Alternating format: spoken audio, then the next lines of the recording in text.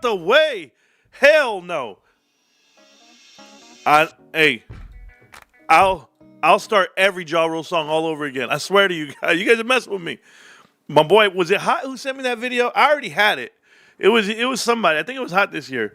The one where the dude calls the friend and he's like, hey man, you want to go to the concert? You want to roll with me? And the buddy's like, no, I don't want to go to no concert. And he's like, who you want to go see, man? And he's like, it's Ja Rule. Ja Rule? Always there when you call. He just starts singing all the songs. He just like, I'm ready to go. I'm ready to go. Hey, true story, before I even start the show, and good morning and welcome back.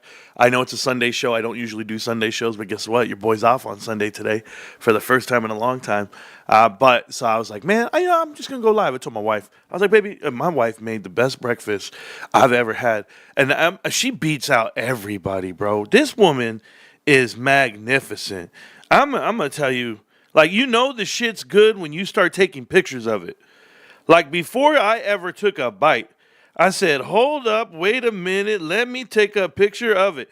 I'm going to post it right now in the Discord. You guys know our Discord. The picture might not even do it justice. It might not even do it justice. I don't care. Let me see what I got here. But this is how I woke up this morning. Mama done fed this man. She put a sandwich in my face. Bro, I swear to you, watch this shit. It was a flatbread. It's a flatbread, eggs, bacon, something, spinach, tomatoes. Like, it had onions, it had bell peppers. I don't even know.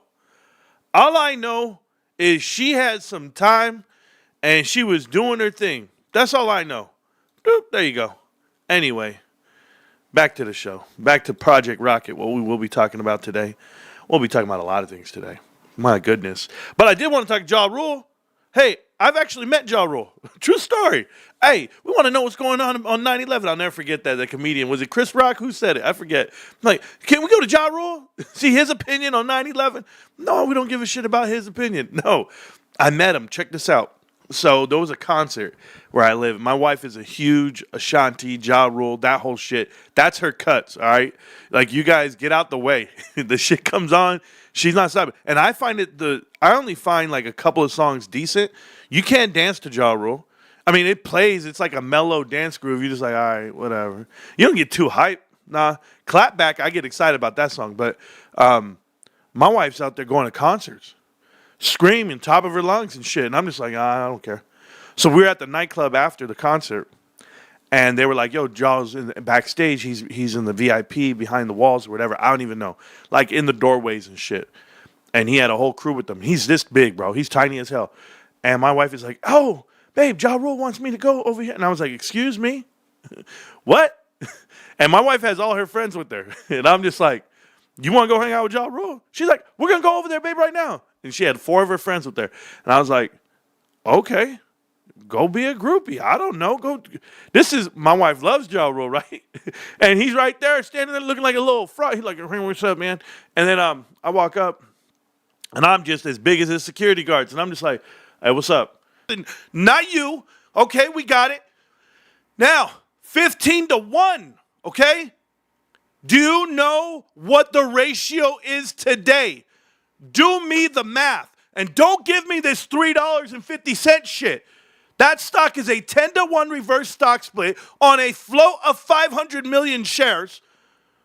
So that's the equivalent of 5 billion shares, but I'll leave it where it's at. 35 cents a share, okay?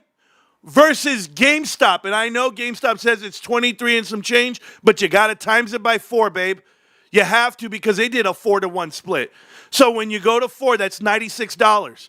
Now, I'm guessing $90-something, whatever it may be, at $98, $97, whatever, versus the 35 cents, you're now getting 286 AMC shares for the price of one GameStop share. So let me tell you how bad you've been diluted.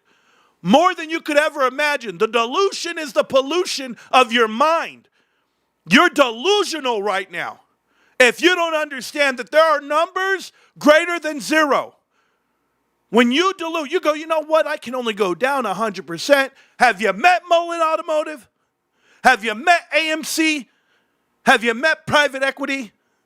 Ryan Cohen does an interview with Charles Payne, and you know what Ryan Cohen says? Ryan Cohen goes like this: "Excuse my French," meaning, young man, that he already had the speech in his head. He's been saying it to everybody that matters in his life. He's been saying, it's fucked up, man. This market's fucked up.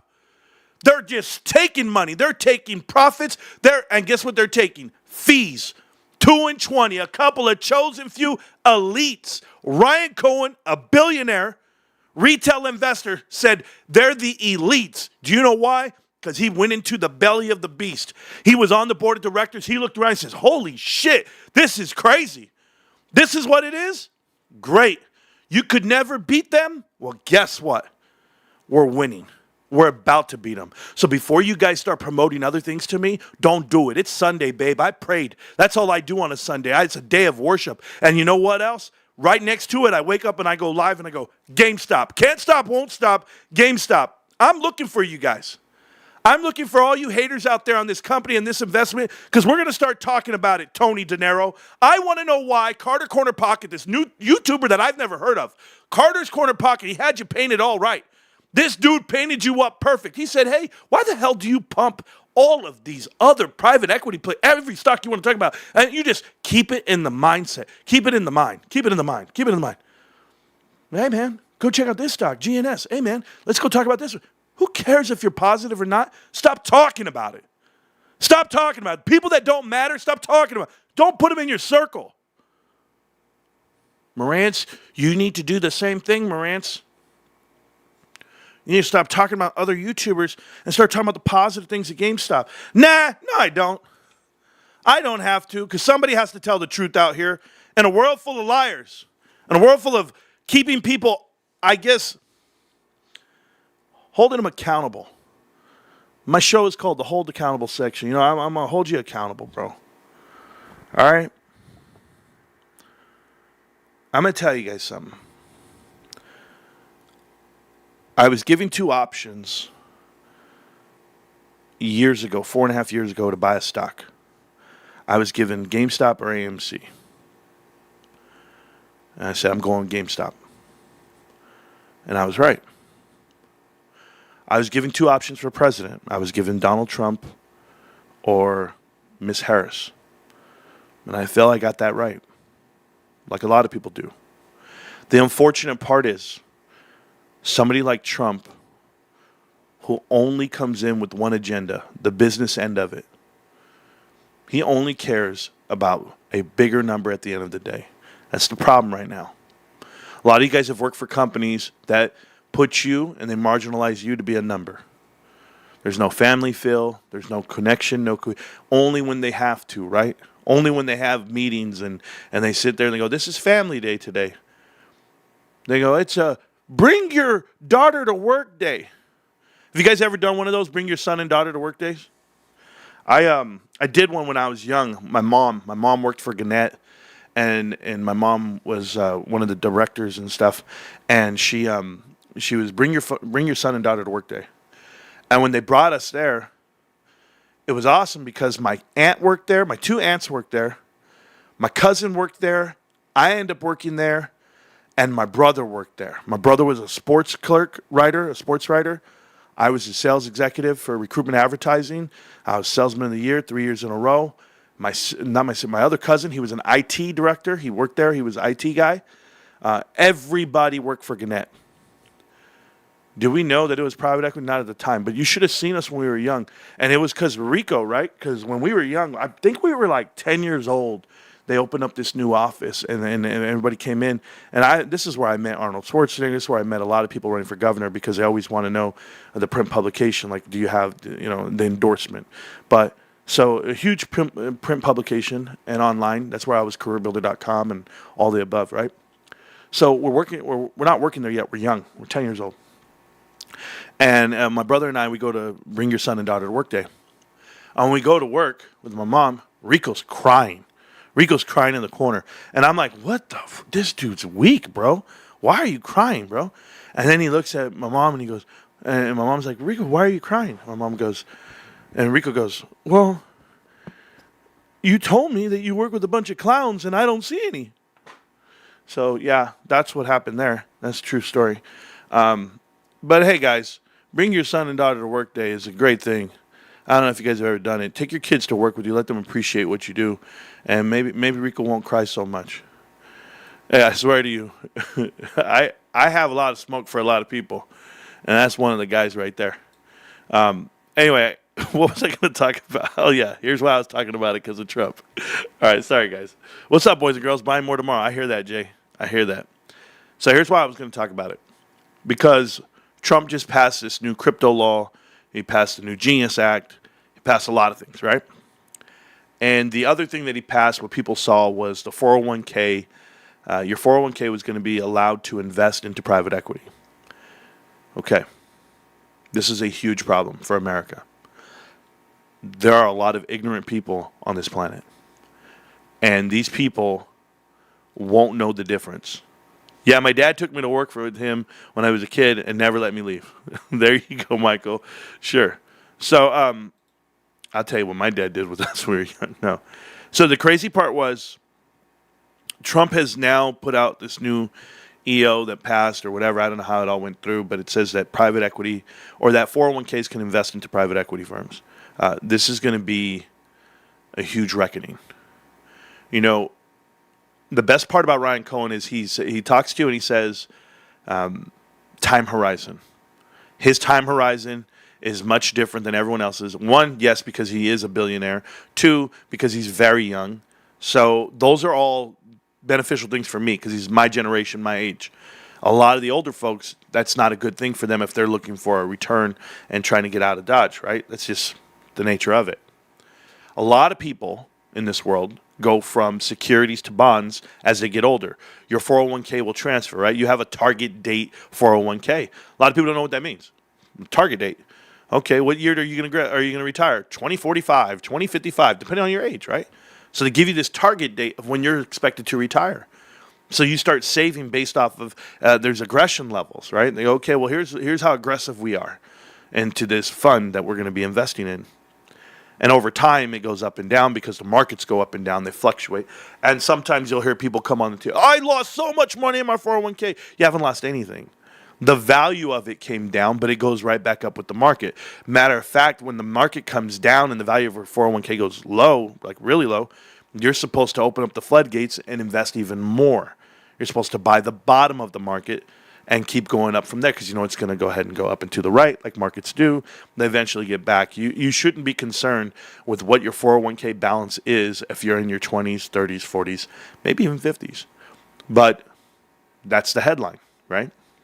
The problem that you're seeing right now with 401ks and people allowing, people to invest in the 401ks with private equity is that people don't understand private equity. Private equity is on the other side of this trade. Guys, we're talking about the market. We're talking about the economy. Private equity has only gained maybe 8 to 20% in the last couple of years, while the market has run up and to the right through the roof. Why the hell would you have to invest in private equity other than the fact that they're all dried up and they have nothing left? We're sucking them dry. Pause. But we're literally going through the market and they have deals that can't be refinanced. The interest rates are too high. The market's not going to go ahead and restructure that. This is why Jerome Powell's being threatened of being fired. The Fed needs to lower rates because these guys are stretched out on their money. And 4% will buckle you. It will crumble you, especially when you're delta neutral, where your one side is all the long side versus what your short is. And in this case, the shorts are winning because shorts are coming up. The whole market's going up and to the right. You found some plays, you found some investments, but it's not enough to carry you. You guys are all telling your constituents, as I would call it, but you're telling all your LPs that you guys can return these funds at 30%, 20%, 50%. It's not happening. They're literally averaging like 9% return, private equity, for the year. So, yeah, you're going to open up the gates. But I ask you, private equity, why didn't you guys just invest in the market and you'd be winning? Oh, because you can't invest in the market. Because you've already topped out. You've already pushed the envelope. You're already at the top half. The top 5 stocks in the world outpace the rest of everything. And it's so top heavy. I'm going to show you guys a chart right now. We're going to go ahead and show you why I'm talking this way and why it's a bad thing for 401ks to be allowed to invest in private equity. It's going to ruin the retirement system. Now, I know a lot of people look at 401ks and say you can't necessarily just rely on that. You can't do it because there's more to the world than 401k, and certainly for us, like we understand this part. But look at this. Look at what you see here, guys. Okay? I'm going to draw something for you. I'm going to draw this trend line across the top. This right here is going to fall and going to collapse. At some point, I don't care how you guys look at this, there is only so much you can do. It eventually will get too tight. There's no base to it. It's like being on a cliff. You're at the top, it eventually retracts, and it falls down to the ground. This line here of resistance is not something you can get on top of. You retest the bottom of your support, which was your support was here. This is 2022 time frame where we actually came down all the way through. You start building it back up. You retested. This is Trump. Now, Trump tariffs tried to scare people out of the play. What did Trump do? They took their profits. They knew they had a stop loss put into place. They knew they had a backer. You know who the backer was? Trump himself. He comes out with a deadline or a reprieve, a 90-day reprieve. That 90-day reprieve has been extended additional 30 days. We're not ready yet, Mr. President. Okay, we'll go to August. Well, guess what? You get to push up to the top, and you will eventually fall down. That's what will happen here. I'll even show you what it looks like. This is called a rising wedge. Okay? This is what it is. So you have a rising wedge, and as you get to the top, it eventually falls down. This is not a bullish pennant, guys. That is not what this is. This started out as a long run, and you're going to get a long run down. You will find balance. You will find some, but you know what's going to be tied in with this as well? Or partnered in? Interest rates. It's not just the market itself being oversold or overbought. That's not the case. You know, you had somebody come into the Discord, just an hour ago? I believe it was like an hour ago. Who was it? Let me see. I'll tell you right now. Somebody said in the Discord, where was it? GME. Right here. Mr. Chungus? Mr. Chungus goes, look at these Bollinger Bands. Okay? And he's talking about GameStop. Said, look at how tight it is. Yeah, I know how tight it is. I get that. Let me tell you guys something, okay?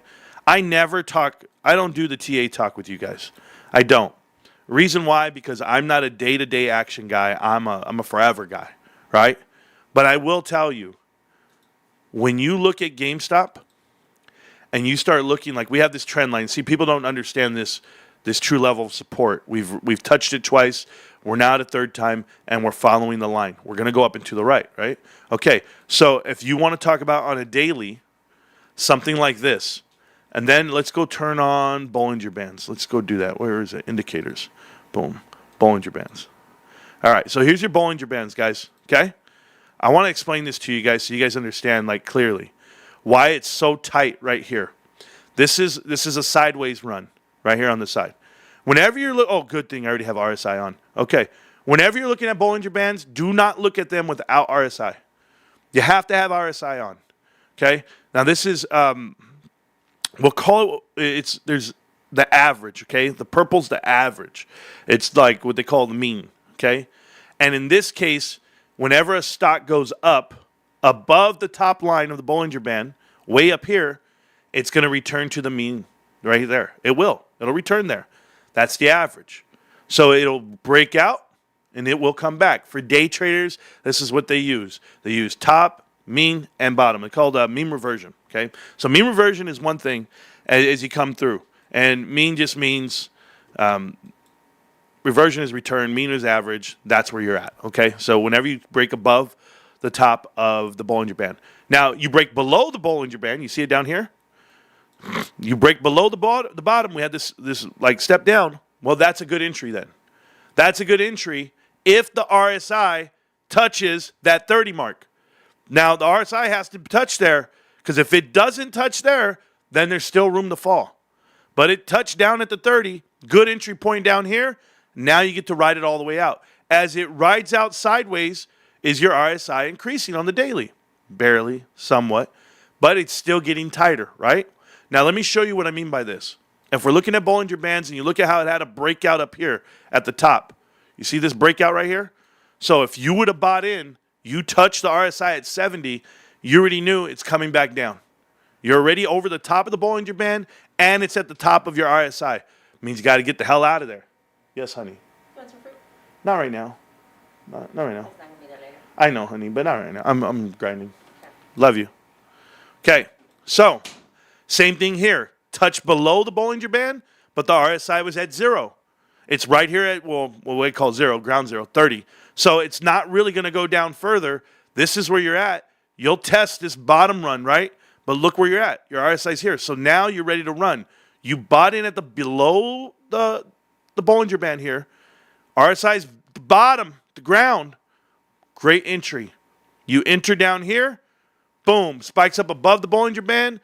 You hit your RSI top. Get the hell out of Dodge. That's a 7-day run. 1, 2, 3, 4, 5, 6, 7, 8, 9, 10, 11. 11-day run. This is not day trading. This is swing trading. Pay attention. Volatility trading. But if you're within the Bollinger Band here, where it gets tight, and you didn't go top or bottom, there's no 70, there's no 30 on RSI, leave it alone. Get the hell out. Because if you would have, okay, let me give you the example right here, guys. This is a perfect example. If I would have bought above this damn zone, above the Bollinger Band, saying, hey, I could get in. It's going up. Look at this. Look at how sky high. There's room to run on RSI. No, it's going to come back down, touch the bottom, but it's still not at 30, meaning it can still fall down. Wait till it gets all the way to 30, and look at you run all the way down with the bands. If you would buy it in at the 30, it's near the bottom band, you could get that little run up. But you don't want that little run-up, guys. You don't want to take the chances. Because if you keep taking chances and you don't sell when it touches the top band, you're going to end up being this guy way down here. It eventually gets back up there again, but you got to be careful. That's all I'm telling you. So when we start talking about this, I want to go to 2012. There's a whole reason why I'm talking about this. 2012, okay? So this is going to be 2021. I'm on the daily. I got to shrink this up. Let me do it this way. Shrink it up. Hey, Tony De Niro, you know about shrinkage? Right here, bro. Okay. I want to show you guys something about how crazy it gets, okay? Leave all that alone. It's very tight. We're good. I want to get to 2012. Boom. This is all sideways trading right here. You're fine. Right there. Was it right there? Right there. Okay, here's the greatest part of GameStop. Here's what you want to pay attention to because this is what we're at right now, okay?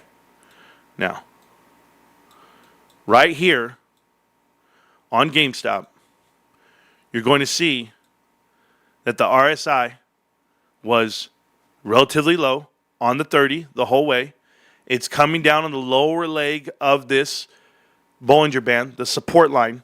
The medium's at the middle, right? It's getting back to it. What happens is once it touches the bottom down here and your RSI's below, it fell below 30. Okay, it went all the way down to 24. 24 on our side. That's a really good low part. And you got tight bands here. Tight bands fell below. You could buy in down here at the bottom. And it's going to run. And it's going to run. It's going to touch the top. Look, it touches the top here. Boom. You're way above 70. You get on out of there. Wait till it comes back to your support line. Here's your support line. Do I buy back in? Nope. I let it go sideways. It fell below the bottom level. Fell below the bottom level of the Bollinger Band, right? Way below down here. Look where you're at on RSI. You're in the middle of the road. You don't have to buy in. You can still run it sideways because even though you went up, you came back down. There's no real level of support. You keep coming. Once it hits this support level here, right here at this bottom, the difference between this $4 and this $4 is this RSI is at 25.30. This RSI was at the 45.50 mark. So I'd rather buy it down here. And the RSI is at the 25.30. Buy in here at this bottom. Now look at the run all the way to the top. You're on the top half of the Bollinger Band. You're just going to keep going. Doesn't matter if it touches the bottom again. It's not even at the bottom of the RSI. You take it all the way to the top. Guess what? You touch the top. RSI got hot. Bollinger Band got hot, got touched. Take my profit anywhere here. Come right back in when it falls below that bottom Bollinger Band again, and the RSI is at 30. What do you know? It's there again. Buy back in. Run it all the way to the top. Here we go. We'll be day traders, bros. We'll do this shit. will stay above that Bollinger Band the whole way. Look at this. Never fell below that mean revision right here. So there you go. So what does it mean? What does it mean if the RSI is going down and the price is going up? That's divergence. That's the bullish divergence you're looking for, and that's what you're looking for on the chart. So when we start talking about Bollinger Bands getting tight, like these are getting tight, and then they have a way to go, right? You can go up or down whenever it gets tight. You have a sideways action the whole way through, but you can't look at Bollinger Bands without RSI. You just can't. And for people that do, they've got to open up their eyes. Look at this. You're getting tight, you can still fall down. Because you're getting tight here in this area here, but your RSI never went top or bottom. It just stayed in the middle. Don't get involved. You want to wait for the clear indicators of what's coming through. This right here, you're still at the bottom of the Bollinger Band. You never fell below it. Your RSI did, but you never did. Your RSI fell below the Bollinger Band, or below 30, but you never fell below your support level. Don't touch it. You never came below. I don't need to touch it. It's going to keep going. Keep falling, keep falling. Let it keep going. You'll find your entry. I think this is what Roaring Kitties does all damn day, really. And then he finds his entry. And he goes, you know what? I think we found it. And they just go. But how tight are we right now? Very tight. We're as tight as we've ever been. So we can either go up or down from here. That's what I'm looking at. I don't see the price coming out of anywhere. I see it right in the middle. I see us just grinding up this line. You're right back to the average. Not a big deal. You're going to be fine. Your average right now is 23.42 on this right here. These are 20 candle ticks. So the last 20 trading days, your average is 23.42. Not a big problem. The upper is going to be 27. It's too tight. Too tight. You're running clean. You should go up and to the right on this one. That's what I see. Okay? I will talk to you guys about it a little bit more. Only on this channel, whenever I get an ad, the video just freezes on the black screen. I just have to exit the video and come back every time. I don't know. I don't know what's going down. But thank you guys. And thank you guys so much for the free memberships. Wow, I didn't even see that part. Marantz, can't you just say we're Berkshire Hathaway 2.0? We're very early. Who wouldn't want to buy Berkshire at $40? I can say that. And, you know, it's a little different. I have my own opinion about it. You know, the thing that makes us very different than others is that, yes, we're, let me take all these indicators off of here. Oh, by the way, another indicator I want you guys to look at is called CCI, okay? If you look here, I can take off the RSI on this one. Let me see all indicators. Let me, favorites. Oh, I'll just turn it off here. Boom. Okay, so CCI puts us that we're below, 66 below, okay? Negative 66, and what does that mean? That is the, that means that there's like a level, right? It's like 0 to 100 on the plus side. If you go above 100, you're going to come down. This is overbought or oversold territory. If you're 0 or negative 100, you understand you're in the mix. Right now, we're negative 66. Have we ever been below it? Absolutely. I mean, we've been way down to the ground on this damn thing. And we've also been way oversold, too. So, to give you an example, way down to the ground, way over here, we dipped below with negative 163 back when we were $9, $10. Yeah, we knew what it was. You knew that you should be buying in at that time. And then it ran. Maybe you shouldn't touch it because we were all the way over 1,000. Over 1,000 on the CCI. So, just a good indicator on overbought and oversold trends. That's it. Use it if you want. CCI. I've looked at everything. I've looked at every type of indicator I can see on the daily. I can look at your OBV. You guys know how I feel about it. This is one of the only stocks. This one, Netflix. We beat out Amazon already, but Apple, for the longevity, the lifetime of the stock, these things have more positive volume than negative. And that means there's more diamond-handed shareholders over time. And that's what you have right now. And that just happened in the last 3 years, 4 years. So it's not like, oh, wait a minute, Marantz, what about before? No, I'm telling you what it was. And that's why people have diamond-handing these shares in this company. And they should. GameStop has so much going for it. We're going to talk about it in a minute. Stat for stat. We'll talk that out. The other part is we're talking about Berkshire Hathaway, right? You guys want to talk about that, like the comparison and everything. The thing about somebody like Hathaway and us is they have everything, right? They have everything. I mean, think about it right now. They get more dividends from Coke than we do in gross revenue. I'm serious, bro. It's like billions and billions of dollars they get, and we don't, and that's okay. It's okay. We don't have to. I want to show you guys some. Well, let's go over this first, okay? Let me close this out. Let me close this. Let's go to Monday. All right, here we go. So this is going to be the earnings calendar for this week coming up. On Monday, you have Verizon before the market opens, BMO, right? And they're the biggest company reporting earnings, $171 billion. They're going to come out and do their thing. You also have Domino's, you have AMC, all these. When you go AMC, that's after market close. BMO is before market open, okay? Just so that we're clear. And the biggest company reporting is going to be Verizon on Monday. Tuesday is a $300 billion company by the name of Coke and SAP, Philip Morris International, RTX, Texas Instruments. All these guys are Lockheed Martin. They're all going to go ahead and announce what they're doing. You'll even see GM. But that's on right there. Look at that. $356 million, but Coke, $300 billion. That's what I meant, billion, not million. Wednesday, big earnings day for Alphabet, Google. You know, they're a $2 trillion company. Tesla, a $1 trillion company. IBM, T-Mobile, AT&T. All these guys have their earnings report on Wednesday. Okay, this is on Wednesday the 23rd. So a good portion of this market, we're talking about 2 out of the Mag 7 companies will be announcing their earnings. Then you have Blackstone, $200 billion company. Union Pacific, who's been talking about mergers and acquisitions as well.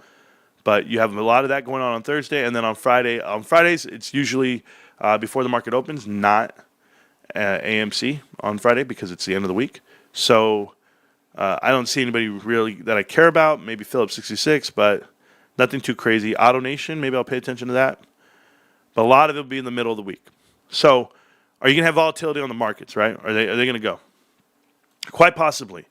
Quite possibly that can happen this week. I love earnings weeks. I like that all the finance sector announced, great earnings, and they all announced improved dividends and all this nonsense right before a crash is hilarious to me.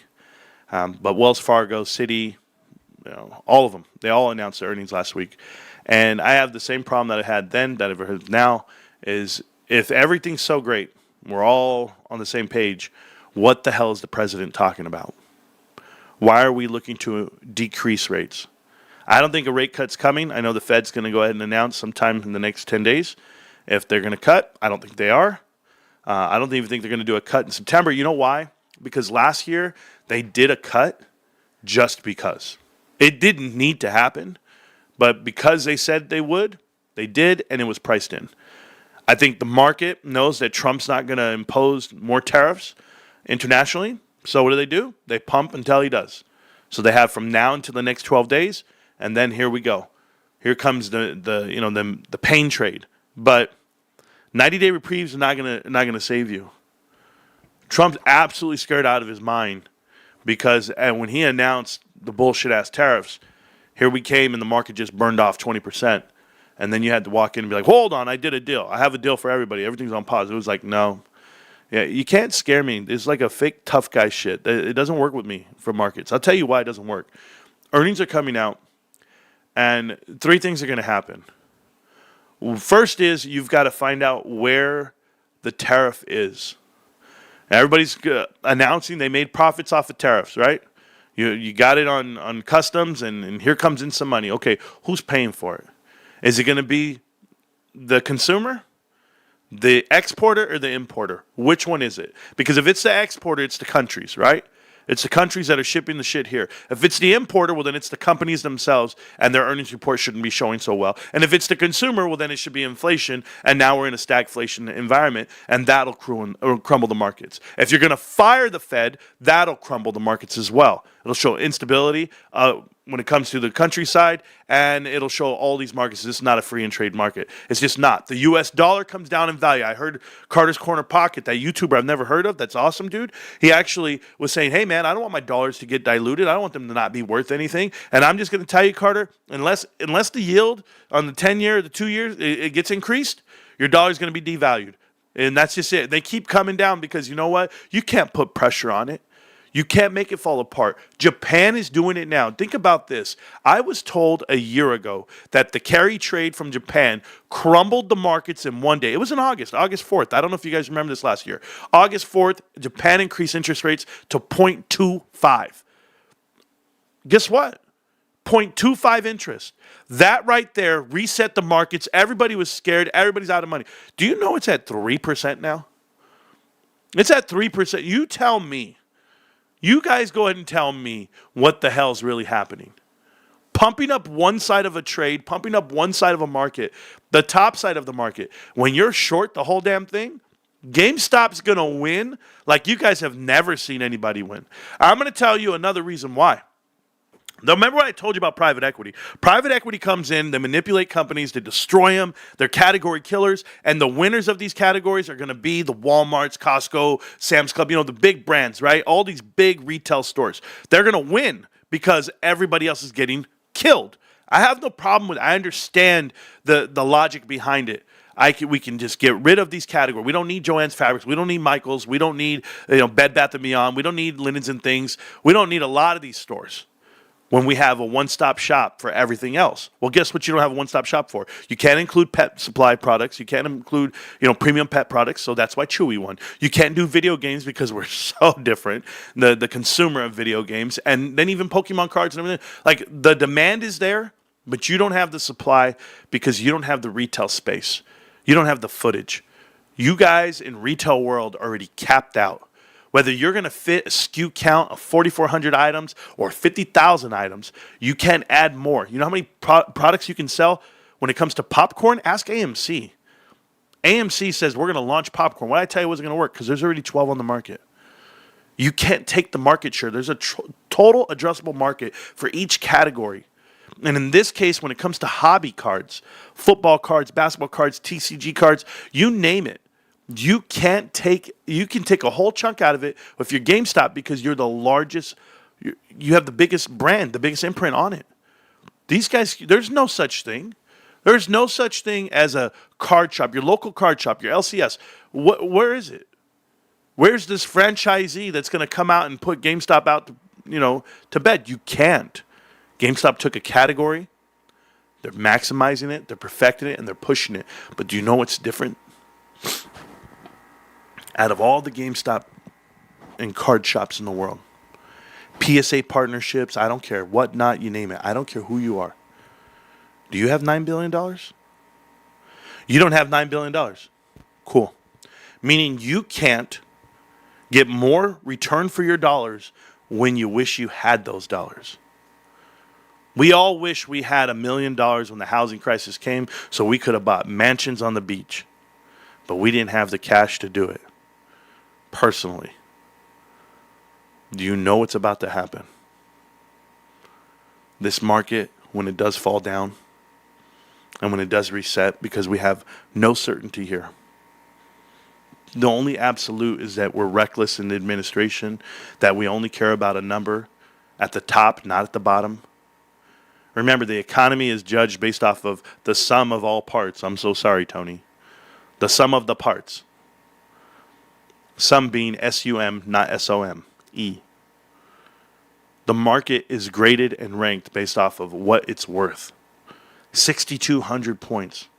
We're talking about the top 7 companies are carrying 40% of the earnings for this whole market. How in the hell are they going to continue to do business to business? At some point, the consumer has to come into play.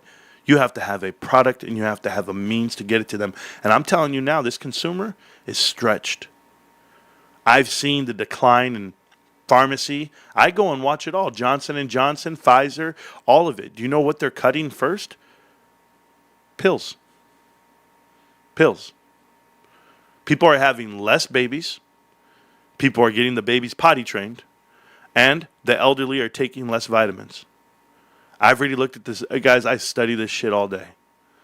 And I'm telling you now, less diapers are being sold, less wipes are being sold, and you're damn right, less pills are being sold. So RX, OTC, not happening. I see it every day. I'm like, okay, is this real right now? Look at these numbers. Go ahead. I go and comp it. I go look at other stores, and I see who's selling what, what's full, what's not. Do you even have doctors? Do you know how many of these students are applying for positions to be a pharmacy tech? They go to these schools, and they're like, yeah, I'm a pharmacy tech. I go, really? Okay. Where do you work? I can't get a job. We know. Pharmacy techs are actually working at Jack in the Box or at Del Taco or at McDonald's. And they're mad at all their buddies because they're saying, I went to school for something. I want to get a job in this. And you can't. Guys, I'm speaking the truth to you right now.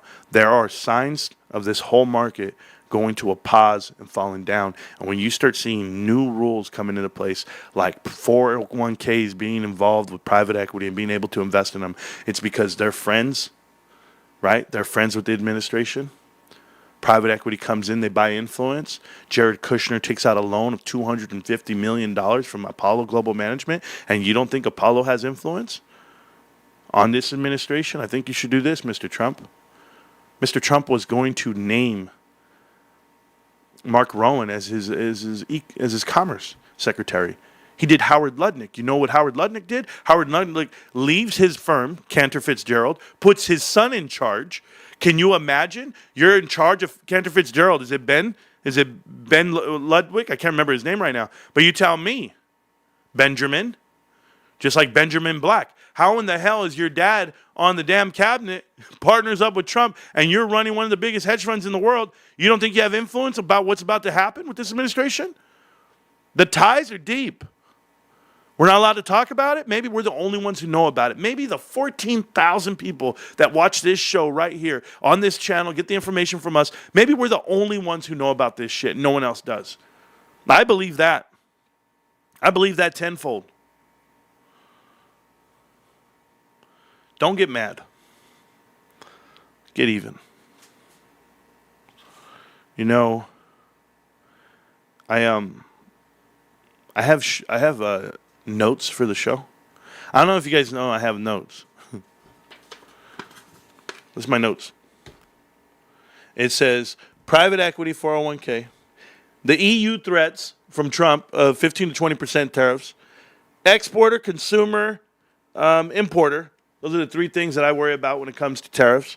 And then 90-day pause and retrieve, scared market crisis from Trump. That's what it says there. My notes are over. Show's over. Not really. I still have more. Marantz, I thought you voted for Trump. What? Of course I did. Of course I did. What does that mean?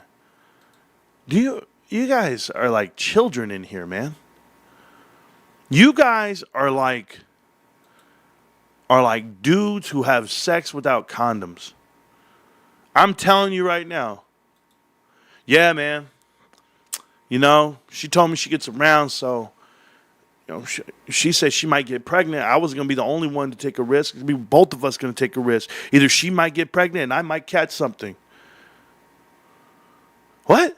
What the hell? Why are we doing this at all? My point is, okay, either I take Kamala Harris or I take Trump. Which one do I want? I'm going to take Trump 100 times out of 100. Right? You're going to pick and choose who you want. I already know what I get with Harris. I already know what I get with Biden. So, of course, I'm going to vote for who I got to vote for. But I'll tell you something. Doesn't mean I'm going to agree with everything they do. I like Donald Trump as an American. I might not like him as a man. There is a difference. There's a huge difference. Business-wise, he wants to do what's right for this country.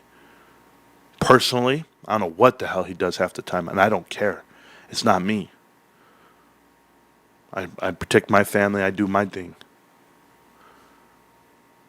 Says here, wow, thank you, Marantz. 100K education on stock research and one Sunday show. Longtime GME supporter and holder. You know, I never know if you guys actually get value from the show. I never know what I'm talking about, like what I'm going to talk. You guys know I don't have a script. So when I'm sitting here and I react to whatever you have to say, I have no idea. I'm just up here. I read a lot. I retain more than most. And I understand it the way I want to. But, 4 years ago, I've been watching. Oh, it's so painful. You guys know that my shows from like the first year of being on YouTube had like 100 to 200, 300 views. A whole show, like a whole live stream, hours. I used to think I was killing it, bros. I had like 6 people in the chat. I thought I was killing it. Every day, I'd come back and I'd be bullish about GameStop, talking about it, saying, I'm going to buy it. I didn't understand shit.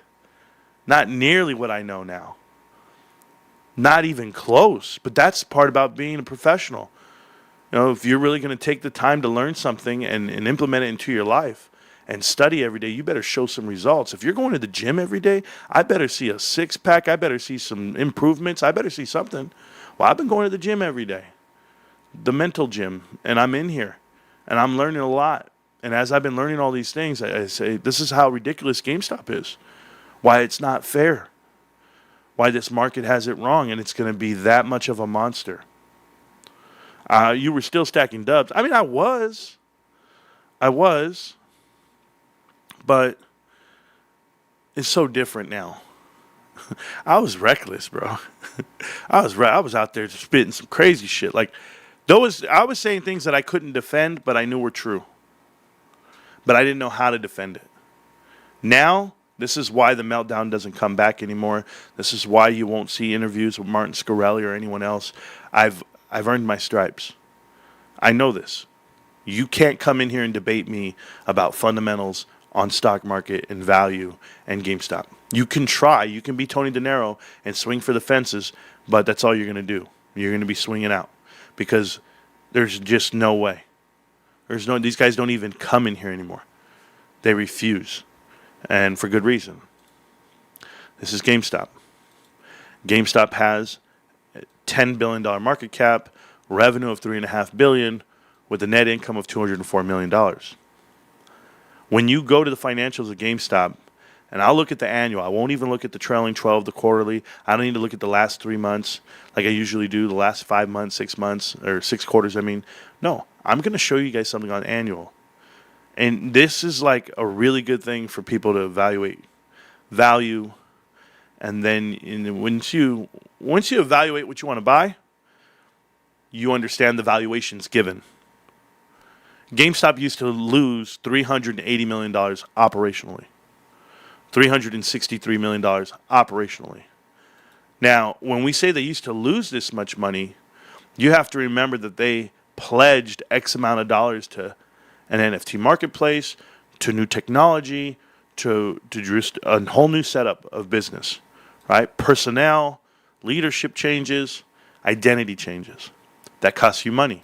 A lot of people don't know about turnarounds and about shocking the system. I've been a part of restructuring at a corporate level, and I tell you, it's not a fun thing to do. And eventually, it's trial and error. You'll have mass hirings, you'll have mass firings, you'll have layoffs, you name it. And then when it's all said and done, the dust settles, and you see exactly how you can become operationally positive. And in this case, GameStop had a drastic turn. In the year that Ryan Cohen took over the company, 2023 September, and 1 year later, they went from losing $300 million to only losing 31. Ops. Okay, I'm not talking cash. I'm not talking interest. Just ops. But what happened? The next year, they cut that in half. And then the following trailing 12, they have now a positive of $60 million. So that's a swing of $80 million from last year to now. A swing from 2 years ago of $90 million from 2 years ago to now, and a swing of $400 million from 3 years ago to now. So those are swing profits, Tony, operational income profits. It's not cuts. When they go, oh, he just cut himself to profitability. It's more than that because you have to look at what you're gaining. You're gaining gross profit. And when you're gaining gross profit, that means you're doing better margins. When you're doing better margins, you're finding how to hold margin on product. To hold margins on product, 1, you got to churn the inventory. 2, you got to go ahead and negotiate spoils and allowances. 3, you got to have a better system for returns, better system for what we call, value. I don't know how we word it. We just say, this is the value proposition for a Game Pro membership. And you're like, okay, I've got the membership. I'm a Game Pro guy, and here we go. the Power Rewards membership side. So for GameStop, they have the scale and they have the plan. Now you get to turn it around. You get to now pivot from this bottom, the bare bones, right? What we call skeleton. You now pivot from this side and you start the uptick. And it might take you 2 or 3 years, but you're going to end up going back up. And that'll happen. That'll happen on revenue. That'll happen on profit. And then you'll get really efficient, because what happens from a leadership standpoint, you start paying people in shares and you start giving people increases in price and value, and you start factoring in how to make those incremental changes, and you budget for them. You do what you call an OB, an operating budget, original budget. And when you give them an original budget of, hey, here's what we're shooting for this year, you don't fluctuate. You mandate. You make it happen. And so you might have to cut payroll, all your controllables, right? Your expenses. You're going to cut payroll. You're going to cut your outside services. You're going to cut maintenance. You're going to cut supplies. You're going to cut something. And yet you're going to factor in those increases too, but percentage-wise. This is how you run a corporate company. So if I say I'm going to have a year-over-year increase, 5%, I'm going to budget for it. I'm going to find a way to do it month to month, week to week, day to day.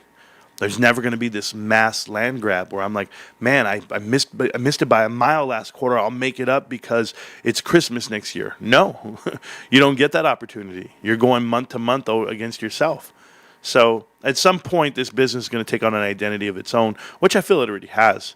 But everybody got it wrong back in the day when they're trying to tell me GameStop wasn't profitable. And I knew it was based off of what they were spending to restructure, spending to go ahead and break it all down. And you know that, and I'm going to show you how you know that, and we'll go from it. And the first thing is here, your interest. Your interest has increased from, we used to only make $9 million a year, and it's 49 2 years ago, 163 last year, and we're currently coming in at 205. That number is going to be all the way, I've been doing the math, you're around 320 to, well, over $300 million. So let's just call it $300 million. They're making $300 million just off of interest. So when you put the $300 million with the ops income, that is increasing, by the way, ops is increasing, you're going to have another $100 million there. You're going to be a $400 million company this year. By next year, you'll see an increase. They're going to, we're going for 5%. We're going for 10%. You're going to have a 440, 500, benchmark price, but they're going to go even way past that, because we're not even factoring in, some of the parts, Tony. We're not doing Bitcoin. I'm just talking ops and cash, and that's what you see here. So things like that help out. You had asset write-offs, right down here. Those are what we call one-timers. You won't go up against them again, so that's a good thing. And so as you come down, you'll see the net income of 208 versus the 381 that we were previously. That's a it's really a $590 million swing on profit. So phenomenal to do that. That's why the percentages are 1,800. They are 736 on net income growth. It has not been given value yet, because people will try to frown upon the top line getting shrunk, but they don't understand GameStop used to be a whole different company versus what it is today. And I love that Ryan Cohen gave it an identity. The other parts of this is going to be the shares outstanding. I've been hearing people say, like, GameStop, go raise another $5 billion, another $4 billion. And yeah, they raised $4 billion on 150 million shares. 145 million shares they offered, and they raised $4 billion. Guys, they have 400 million more shares to offer. If they're willing to raise $4 million off that, the 400 other million more shares, if they were to sell it at the price that they just sold these shares at, you would get an additional $12 billion. That would put GameStop over $20 billion worth of cash. So no matter what you do, no matter how you want to measure the value of this company, you would have to give it that $20 billion valuation, because you can't buy cash for cash on the market. You can't. And then there's a profitable company on top of it. You would even pay the 4% interest. They have no choice. Because if GameStop continues to do these offerings, these convertible offerings at 0%, they're going to win. They're going to win, and you can't even imagine it. You can't even imagine how bad it's going to be on our side. but I can. GameStop was losing $1.31 a share. They were losing $1.31 a share. They're now making 41 cents a share, adjusted. Okay, that's adjusted with the dilution, so you're fine. Free cash flow, $433 million on free cash flow. They used to lose $500 million. They're now it's $1 billion swing on free cash flow. Free cash flow per share is also there at 98 cents. So more than what you could ever imagine. They're making so much money per share, and that you have to give value on that too. The reason why I talk about all of this to you, why the margins have increased from back in the day where they're at 22%, we're now at 30% plus. This is how you run a company. We were losing 6% on ops. We're now gaining 2%. Profit margin, we were losing 6.5%. We're now gaining 5%. And free cash flow, we were losing 8.5%. We're now gaining 11%. These numbers here in this first column, they will be worth so much more than what Wall Street's giving you credit for, and certainly more than what any YouTube naysayer might say. Tony De Niro, talking about you. So your legacy is going to be shitting on GameStop, Tony, or I'll see and wait. I'll wait and see. Blah blah. No, you won't. We won't even know your name, kid.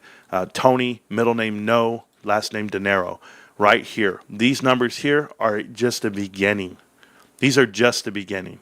Our ops margin is going to be much higher than 158. I have our ops margin at 10%. I know. You're like, how, Marantz? Well, guys, I'm really into this shit. I have this at 10% here. I have profit margin above 5.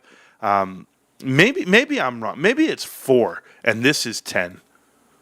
Maybe, but nah, I'm going to keep going, because if you can get 10% out of ops, I'm thinking really quick. 10% on $3 billion is $300 million. Yeah, maybe it's 5. This one's 5 and this one's 10. Maybe I'm crazy.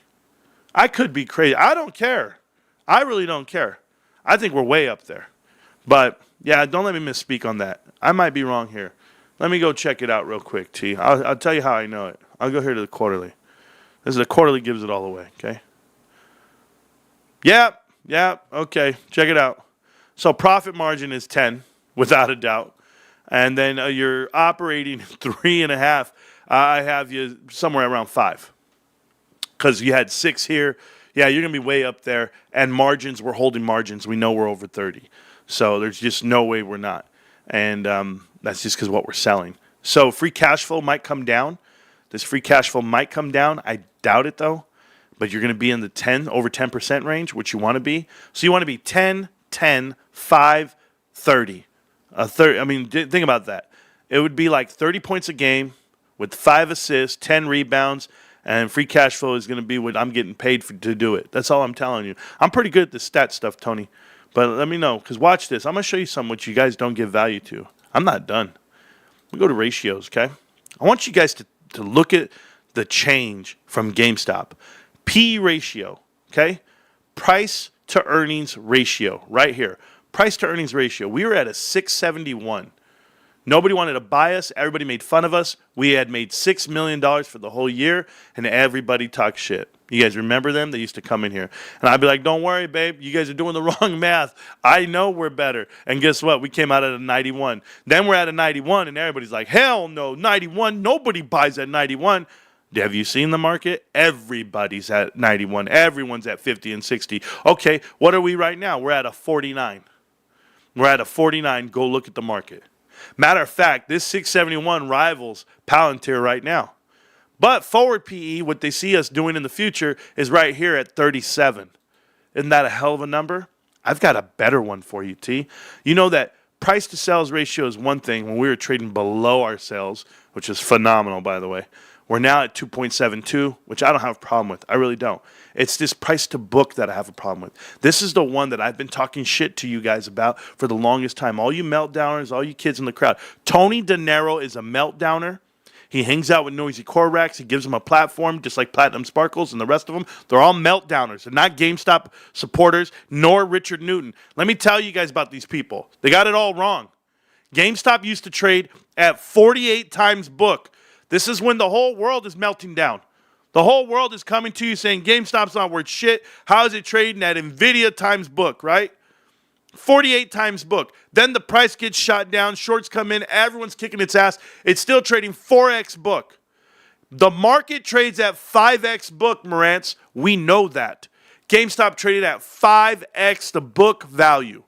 Used to. Tell me, America, tell me how GameStop goes from 2023, all the increases on value, earnings.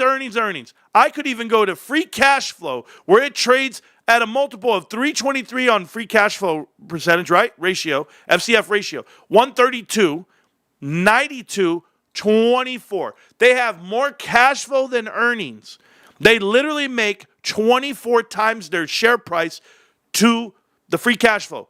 Do you understand a 24 FCF? I do. Guess what happens here? As the cash flow is increased for GameStop, miraculously, it goes from 5x, 3x on book, 2x to 2.09 book. F you, Wall Street. You guys have this so wrong. This number here should be what Wall Street average is, which is 5.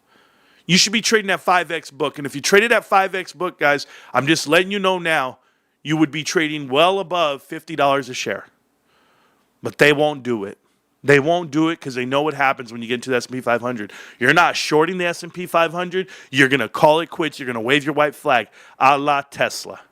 Tesla gets into the S&P 500. They got to close because they can't short the underlying asset. You know why you can't short the S&P? You know why you can't short GameStop? Because it's a part of the S&P. That's why. The biggest victims of short sellers are companies outside of the S&P 500. Those are the victims because they can manipulate it, they can short it, and they can use their own ETFs to do it. You go ahead and use the SPY all you want, but you can't do shit against it when it's in your index. When GameStop gets into your index, Wall Street, it's over. So you mean to tell me for me to win? Yes, for me to win is for GameStop to get into the S&P 500. That's all I need. And then it's over, babe. Then we're just going to start walking up mountains, babe. We're going to have calves the size of soccer players. I'm going to look like a rugby player from the waist down. Pause. And then I'm going to walk in here and punch you in the face with what I have. All the shares I've accumulated at these prices that people can't even fathom. $23.50 for a company that makes $500 million is outlandish. Additionally, for a float of only 447 million shares, you couldn't dream to buy something for 2 times book that makes your book value back. GameStop has more cash than you could ever imagine, minus the cash, your so-called debt. GameStop's worth what to you? What is it worth? 12 times book after cash? No way. No way. Nobody. Nobody can tell me that. Because what do you do when you deploy the cash? Do you give it value now? All I ever see is GameStop doesn't leverage their cash, then they're not getting value for it. Then they say, well, wait a minute. They have debt. You got to frown upon the debt. Why do I have to frown upon the debt? Everybody else has debt and you're rewarding them. You're giving them valuation. No. I'm going to stay here. I'm going to stay here till the sun comes up.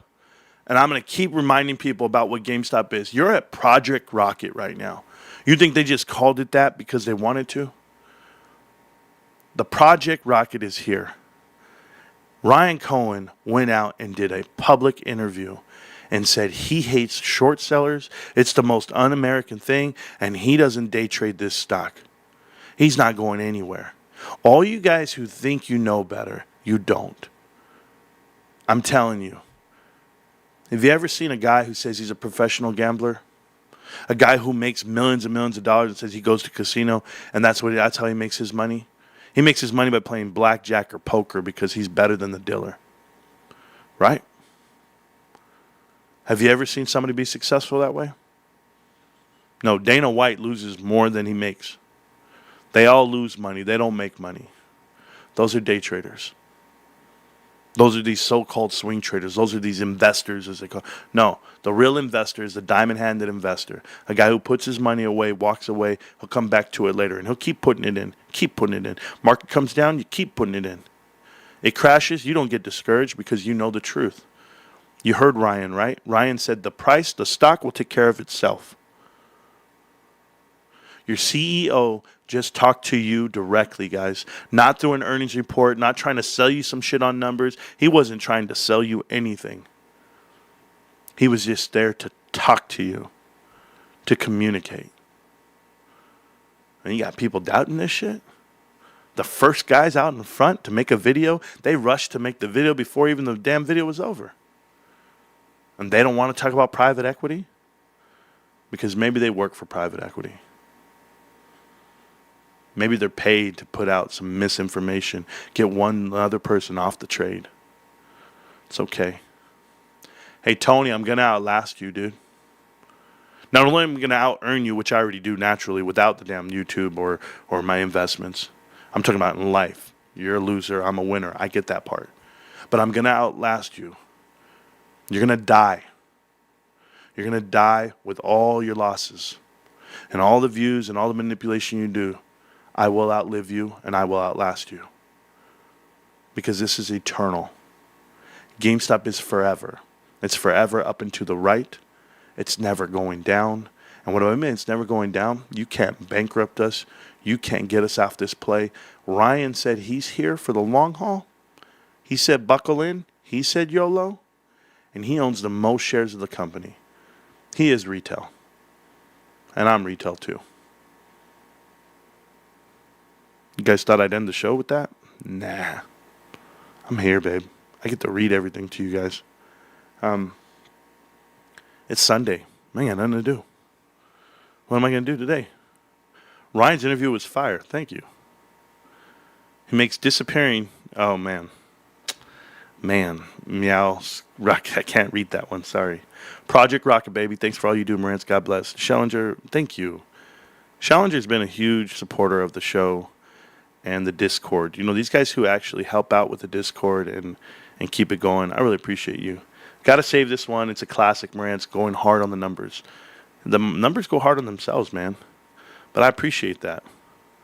I really do, Eddie. I'm doing my best.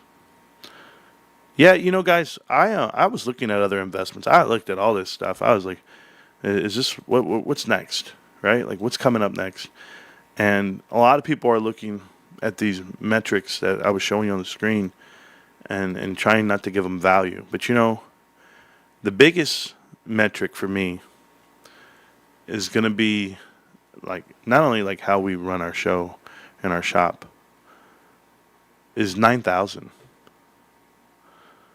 Think about this.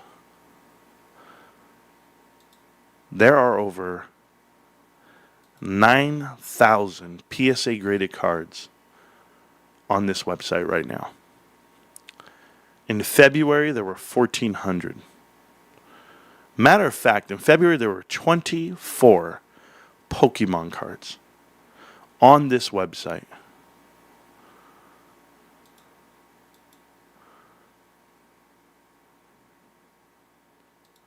There are now over 6,788.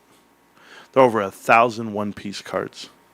As I go down this list, I'm looking at Michael Penix's Pulsar rookie card.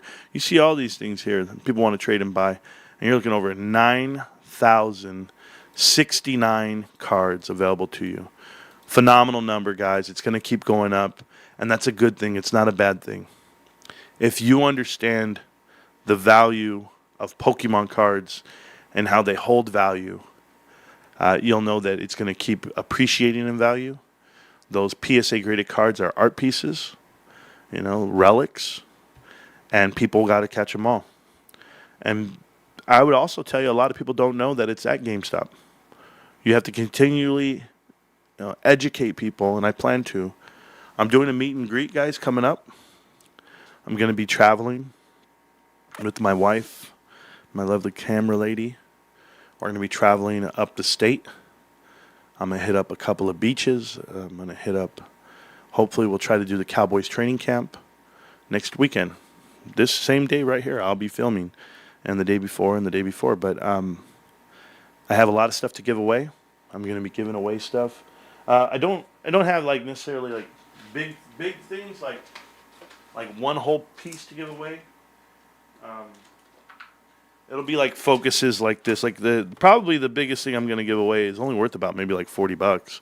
But, well, not true. I'm giving away. I'm definitely giving away this power pack. I'm doing the power pack that's unopened. Haven't opened it. Nothing. From GameStop. Worth over $100 right now if you look on eBay. These were $60 at the time. You can't find them. So I'm definitely giving that away. I'm giving away a Starmie. A Starmie PSA graded 10 from 2019. Starmie GX Hidden Fates. This card right here is 6 years old, guys. 6 years old, PSA 10 in the slab. Probably worth $40 today. What do you think it's going to be worth a year from now? I've got more cards to give away, more graded cards that I'll be giving away.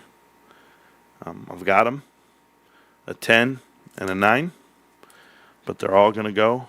And then, of course, I have a whole box full of hits that I'll be giving away. Every card's a hit, guys, because if you hang on to it long enough, you'll find the value on the other end. So I'm very excited about the giveaway we're going to do, my wife and I. So weird to me that anyone would watch TD, he's a clown. Oh, I agree, Steven. Old is gold. Never been more bullish on GameStop. I don't think it's possible. I don't think it's possible to be more bullish when your CEO comes out and he says all the truth out loud. You know, and he's the only guy who does that. These guys crying about stock manipulation, that's not what you guys got to know something. I'm gonna do something. Hold on.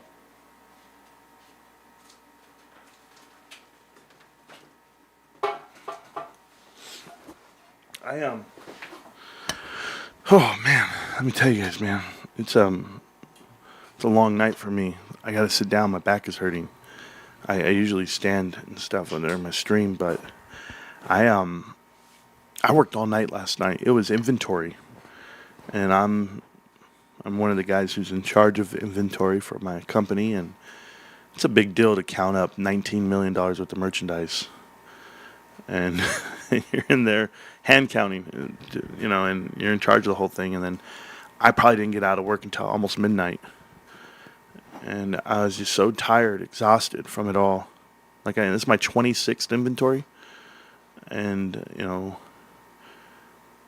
you find out when you start working for companies and you find out what they're all about. Like, are they really about the culture, about how you do it? And you find out, yeah, you know, some companies are. Some companies care about their employees. Some companies run their business for minimal profits, and they just want to give back to everyone. And you know what I found out was, as I come up the ranks, was that you can be the difference for your company. Like, you can be the change, right? Ryan, great example. He could be the change for GameStop that he's trying to implement. Rather than just writing it up on paper and saying it, go do it. Go do it yourself. Be your own brand ambassador. Get out there in front of it. And when I saw the interview from Ryan Cohen, you know, I was listening to Carter's Corner Pocket, that YouTuber that I was talking about, that I had never really heard of. He's a GameStop guy. It was awesome. He said he had got emotional from that interview, and I totally agree. Like, my heart just came out of me, and it wasn't just because Ryan was, like, you know, endearing and GameStop, you know, this is what we're trying to do. It had nothing to do with that. It had everything to do with him talking about private equity, believe it or not. That was like a big thing for me, because I don't know if you guys know this. I did a 9-hour interview process for this documentary that was aired on YouTube. Over 1 million views, right? Over 2 million views over these two documentaries. A 2-part series documentary by James Janney. I did 9 hours of interviews a day after Christmas. I had no voice. I was broken. We did 7 hours on one interview side, and I did 2 hours the previous interview. And I was exhausted during those interviews. But I gave it my best, and I'm going to tell you guys, the bulk of those interviews, I talked about private equity. I've since done other interviews, whether it be with Hannah Reloaded. I've seen the Dan Olson hit piece that came out, which was just a bunch of talking, but it didn't really matter. because it was wrong, right? Everybody's been wrong, by the way, on all their viewpoints about GameStop, and myself included. Their viewpoints on me, I should say. But I've always spoken about private equity. I did an interview on a UK podcast called The Gist.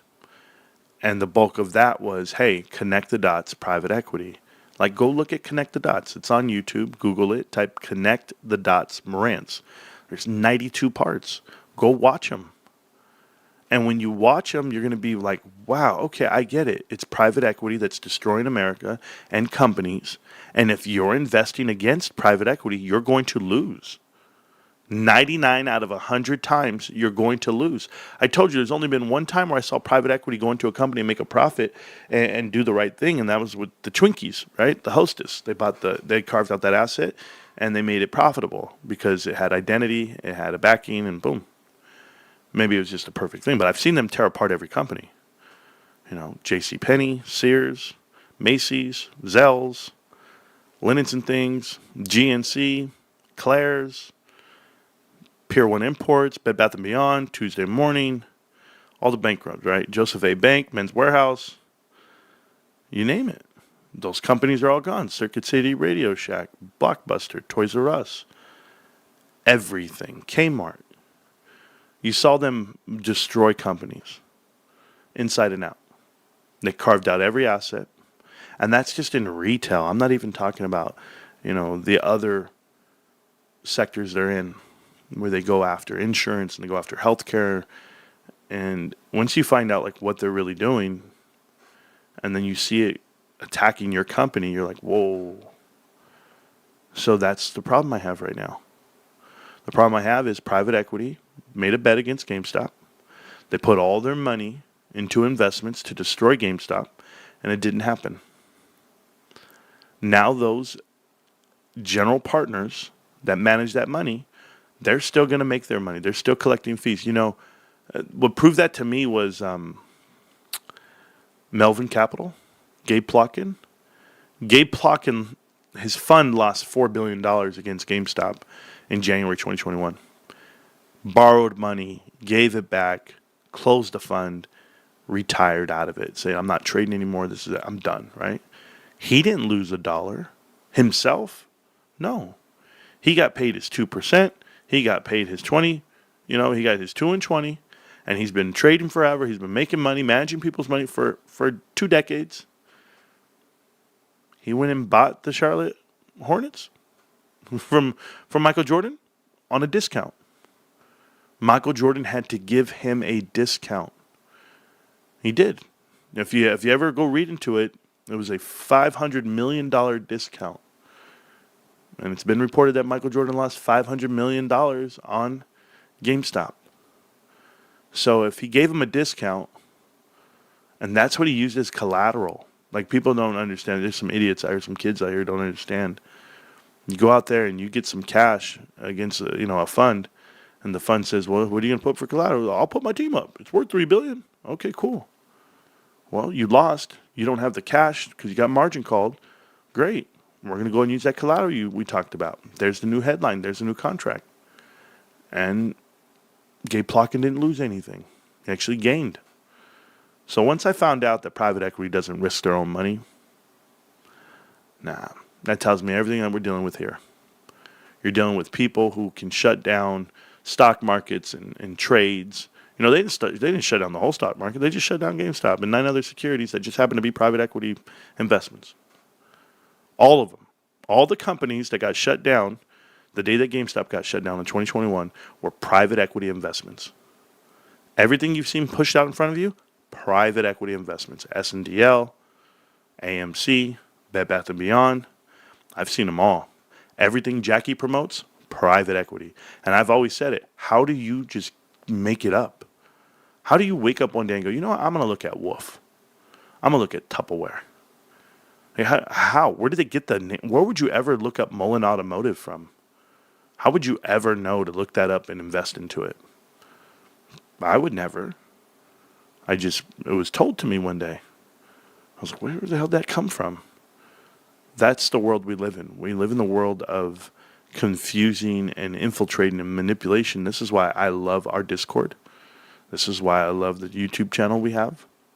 We have found a way we find the suckers within the suckers. And I tell you, maybe we've blocked and banned some people that didn't need to. I don't care. Not one bit. Sometimes you got to get rid of some of the other ones, the sacrifice of one for the many. That's just the nature of it.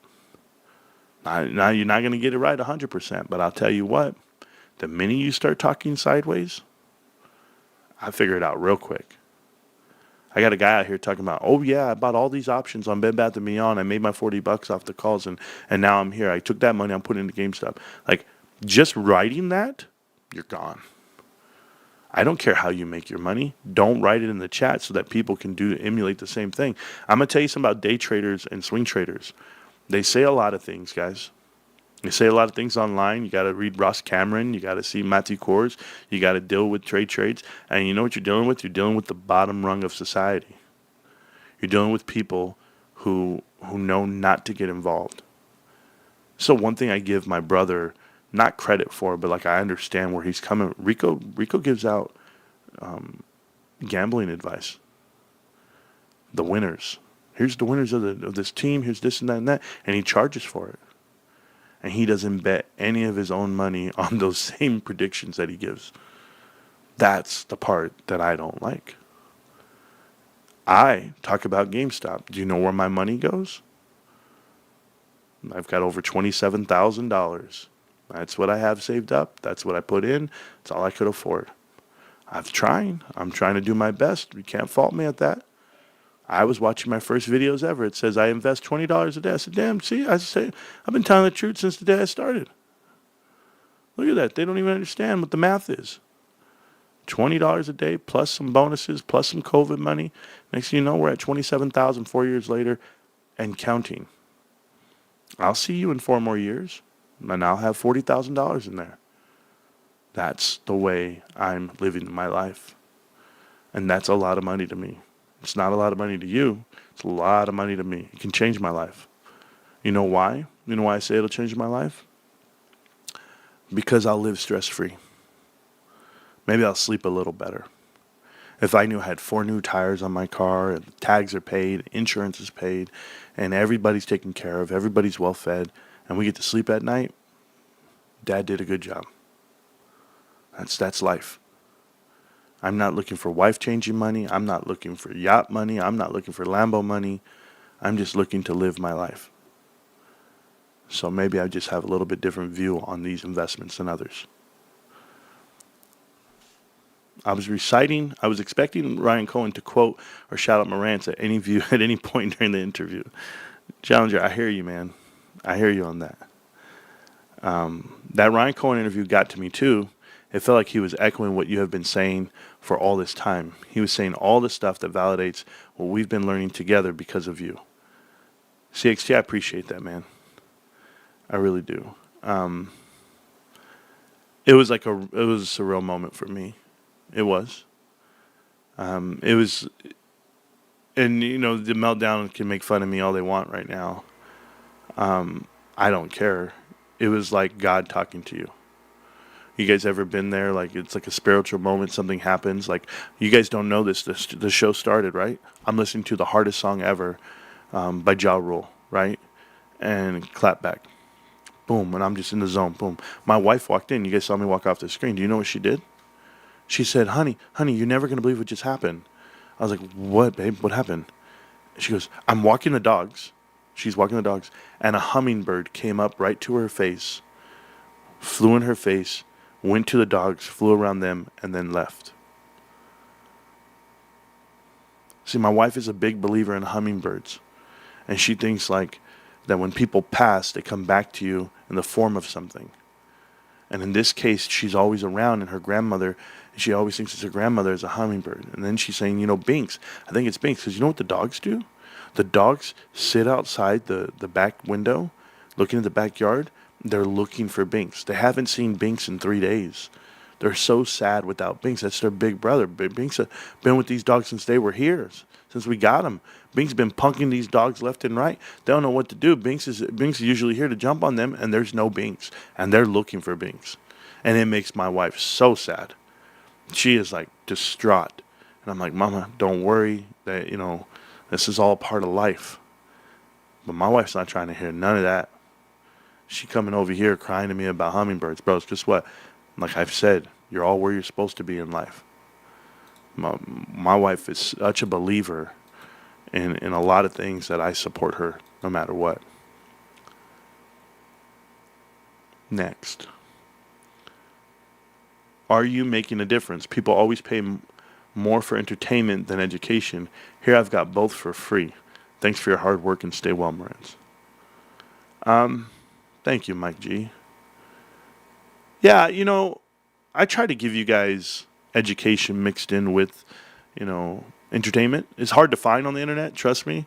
And I've always told my wife, I enjoy watching good documentaries. And she's like, why because I want to be educated. I want to learn things. I don't want to watch a stupid-ass movie that's not real. I don't like scary movies. I don't like fake movies. I don't like funny movies because they don't educate me. Sit down, shut up. Watch this movie with me. Yes, ma'am. And so that's why I end up watching Blink twice or whatever and shit. But, yeah, I hear you, man. I do my best. Why does Roblox get to shoot up into new highs? And what the hell is going on there? Roblox? I haven't even looked at Roblox in years since my boy Stacksalot used to buy it. Wow, okay. It's gone, huh? You think it's new highs? Is that what you said? That doesn't look like new highs to me. I remember when this shit IPO'd. 141. You're still not even back to where you were in the GameStop days. So, yeah. Little cup. Little bullshit. Right before it all. Well, now I'm curious. Now I'm looking for you. RBLX.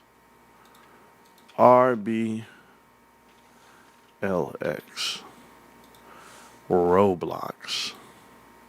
Oh, by the way, that's the chart. Roblox. Almost all-time highs. But let's go check them out. Roblox. First, let's see if they're actually worth 124.50. All right. Running. Let's go to the quarterly. Let's go look at overall. Let's see what we got here. Market cap of $84 billion. Revenue of 3.84. Is this GameStop? Hold on. GME. 3.84. GameStop is 3.67. GameStop's a little less. Sorry. RBLX. Okay.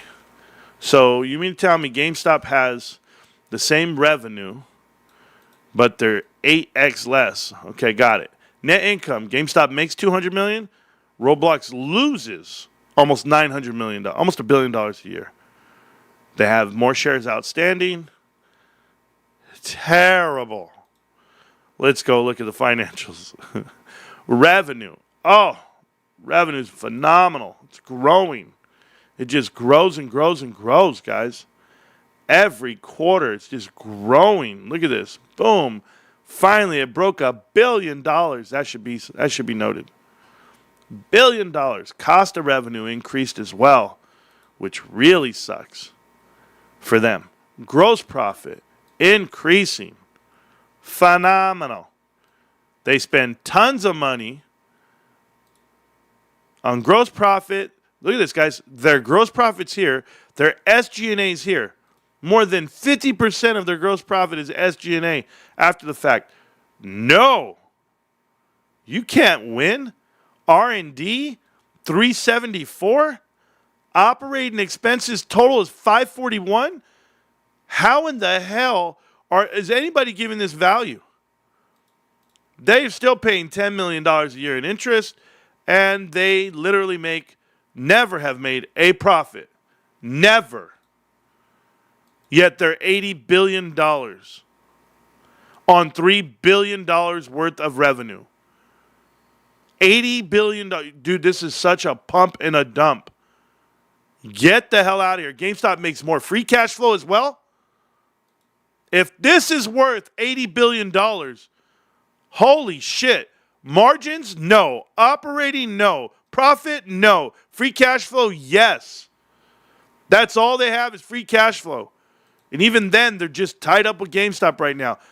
You better have a ton of cash, babe. You better have $10 billion. Oh, you don't? You only have $2 billion. Roblox has $2 billion, and for all that cash flow, they've had $2 billion for the last, I don't know, X amount of quarters. They ain't got shit. Total assets is $7.4 billion. $7.4 billion versus liabilities of 7,159.56. Garbage. Literally $296 million of shareholder equity. This company is garbage. Oh my God, it's trash. Book value of 46 cents a share. Holy shit. They're trading right now maybe 300x book. I'm not good at math. Hold on. Price to sales, they're 21 times the price to sales. GameStop is 2 to 3. If they're lucky. Maybe. Who knows? 271 on book value.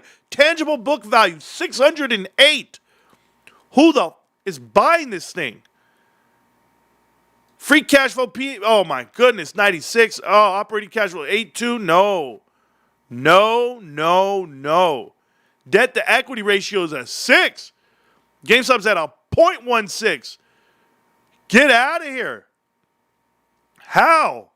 Guys, never touch it. Stay the hell away. I wouldn't get, oh, hell no. Who's allowed to do this? Who is allowed to do this? Shit's coming down. Who is allowed to do this? This is my friend. Never buy Roblox again. That shit is, guys, that's not even a fifth of what GameStop is. And that shit's worth $90 billion? How? Did I miss something? There was nothing there. Wall Street, you got something explaining. Lucy, you got some explaining to do. There is no way, Wall Street. Hell no. Roblox.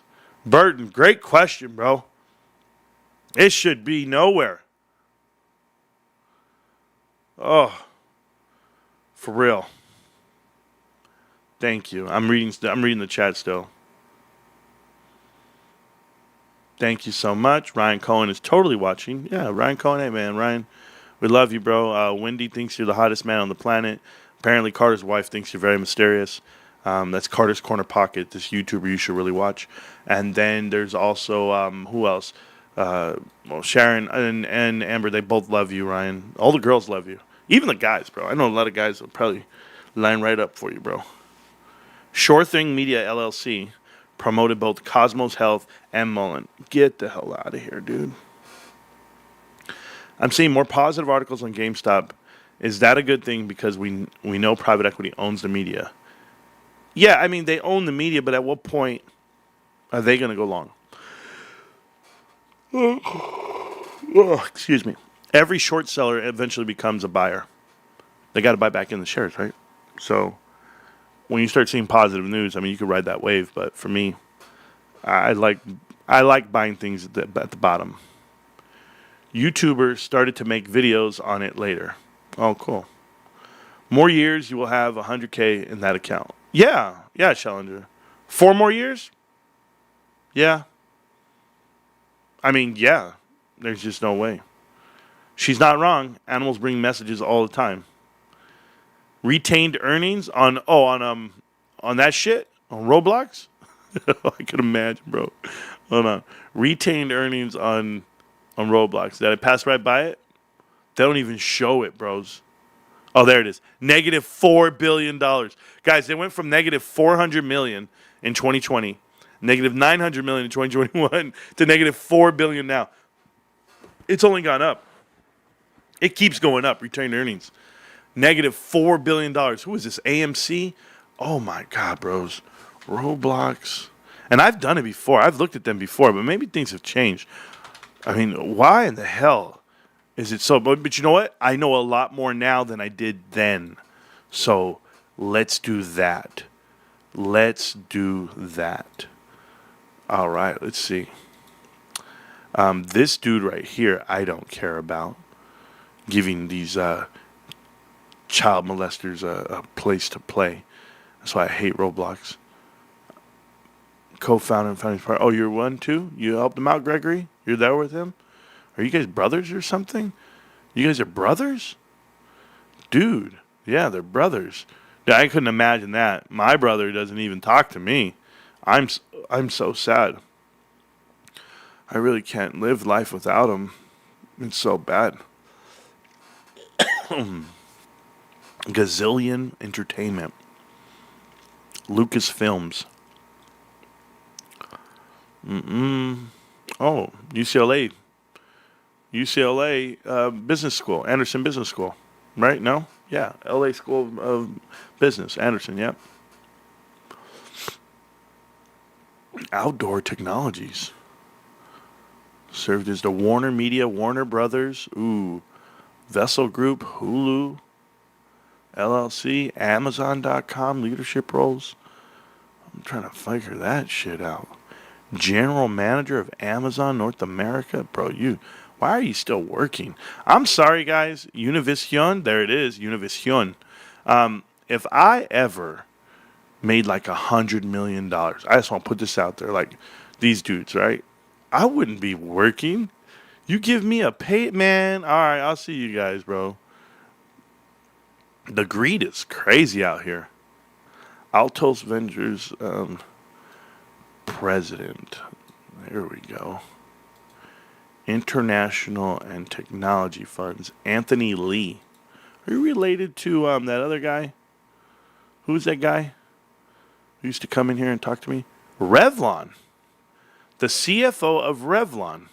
We know that's a bankrupt company. Ingram Micro Inc. Huh. ServiceNow. So here's a plant. Revlon. Sony plant. ABC, Walt Disney, Hudson Bay, QVC, Oak Tree Acquisition Corp. This is all private equity here. This is private equity like you wouldn't believe. Holy shit. The Canadian plant right here. Andrea Wong. So that's board of directors definitely has private equity. Okay. Let's see these guys, the visionaries right here. Let's see. Google. YouTube. Bro, you used to work with us. What's going on, bro? You were my boss. This CFO, where's he from? Paramount. Oh, not good. Not good. That's not good, bro. Chief Communications Officer. TripAdvisor. I understand. Yeah. Not good for me. How about you, Chief Safety Officer? Were you? Hey, that's real cute. Chief Safety Officer. Sure, buddy. One of the most infiltrated companies out there. Roblox. It's where people go to hunt. Tell you right now. I was going to read this again. TiVo? I've read that before. Macy's? Oh, my God. Dude, this is crazy. How are you this part of private? Everybody's private equity? What's going on? Private equity. Bro, that's wild. Let me check out these other ones. The Chief Partnerships Officer. Are we going to catch you at a damn Coldplay concert? We're going to catch you? Pride of Roblox. Stardoll Media. I don't know. I don't know if I can believe these people. I always think people get positions that they're just like made up. You don't even need them. That's what like Ryan Cohen got rid of. He got rid of positions you didn't need. Then people say, how can you run a C-suite without a CFO? I don't know. Ryan's doing it. Ryan figured it out because they probably don't think traditional C classes work. Maybe they're doing something different. Maybe they understand it differently. And apparently somebody's willing to do it because someone's getting paid a lot, whether it means Daniel Moore or somebody else. I'm just reading, guys. I'm just want to see who these people are at Roblox for this company to be so terrible now. Bro, to lose $4 billion and you guys are still out here talking? This dude was at Twitter. Zynga? Bro, I love it when companies that fail come over to the companies like this. Yeah, I used to run Zynga. Okay, cool. Farmville. Got it. Look at this dude right here. ABC, Disney, National Geographic, Marvel FX. Good for you. Amy Rawlings. Sounds familiar. Amy Rawlings. Zynga. Bro, all the Zynga came over here. Ernst and Young. Not bad. All right, well that's the team. Yeah, I definitely don't see any. I'm not a believer in Roblox. Not after looking at the finances, and I want to know why people actually think this thing's worth money. Oak Tree Capital, everybody's giving them money. That's crazy, dude. Bro, that's just too much for me. We'll go back to the charts though. Yeah, bros, I would sell this shit tomorrow. That's just me. I love this company right here. Looks like it's ready to go, guys. Ready to pop. What you think, man? I'm gonna read the chat and get up out of here. It's 2:30. Play some more video games. Eat some more fruit. My wife is bringing me fruit right now. I'm seeing more positive articles. Yeah, me too, man. Let me see. I'm reading. The many greedy people out with the power to change the corruption should be publicly shamed.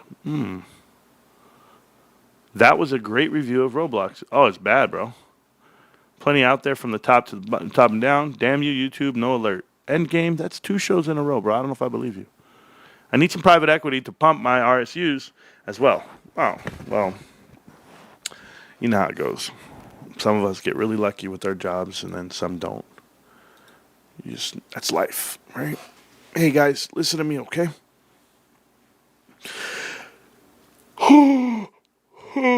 Yeah, I'm tired. Market's open tomorrow. I think market goes up and to the right by Wednesday. When I say up and to the right, at least up to $25. Yeah, I'm looking for 25 this week.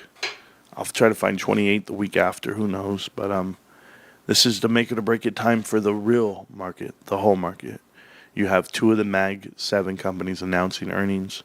They'll also announce where they tend to invest their money, whether it be back into NVIDIA or other AI structures, maybe within themselves. The demand for AI might not be so high depending on what these 2 companies do. I don't think people should sleep on the fact that you're on a Fed week, you're on an earnings week, and you're on GameStop breakout at the same time. So I'm very excited for it.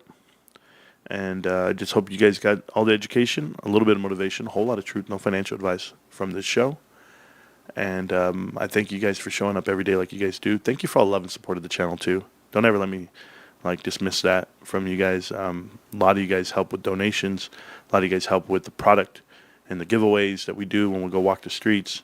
You know, I'm just lucky enough to sacrifice my weekends with my wife. But you know what? Shout out to my wife. I tried to tell her. I told her yesterday. We had this conversation. I said, baby, you're the biggest influencer. I said, you're the second biggest influencer on our show. And she said, what? I said, well, you know the most about the company because you listen to me all day. And then, you know, you're recording and you're doing your thing because my wife's my camera woman. And she's doing an amazing job at that. So, you know, you got to be all in. Certainly when you tell your wife, hey, I want to travel 5 hours to go and do a meet and greet and give away some stuff. And she looks at you like, 5 hours? I said, yeah. And then I'm like, but it's on the beach, babe. We're going to the beach, you know? And then she's like, she looks up the weather and it's like, the high for the day is 69 degrees. I was like, yeah, baby, 69. She said, no. Do you know who you married? She's like, it's cold. I was like, wear a hoodie, babe. Wear a hoodie. I don't care. Just know that I'm coming. I'm coming. I'm going to be there and I'm going to be giving stuff away. And I just got to, every day you just got to put on that smile, man. You just got to shine right through it. You know, In-N-Out Burger is a company that serves burgers. A lot of people know that. They dress all in white and they will hand out burgers, and burgers are fresh and potatoes are fresh, whatever. It can be severely overrated. I'll tell you it's not overrated. The smile on the employees' faces. They have to smile even when they're not ready to smile because it's part of the job. Guys, I'm going to wake up and I'm going to grind for GameStop and I'm going to be positive about GameStop every day for the rest of my life. Whether rain or shine. My cat died this week, and I was so sad. I'll tell you something, though. This show picked me up. Going to work picked me up. Taking my wife go getting her some food picks me up. Anything to keep my mind occupied. So I need you as much as you probably need this. A little bit of motivation. Keep you guys going, okay? You guys have fun. I'll see you guys tomorrow, millionaires. Let's watch the charts. Let's watch the markets, and hopefully you guys got a lot of education out of it. Thanks again. Retain what you can. Keep grinding. GameStop. Can't stop, won't stop, GameStop. And don't ever let me tell you guys that, my wife loves Ja Rule, and so do I. Mama, what you got? Take this thing off for her. Bring her over here, yeah. I'm going to play my favorite Ja Rule song for you, babe. You good with that? Your favorite? Yeah, mine. Yeah, my wife loves Ja Rule, though, bro. Serious. All right, let's go. Go.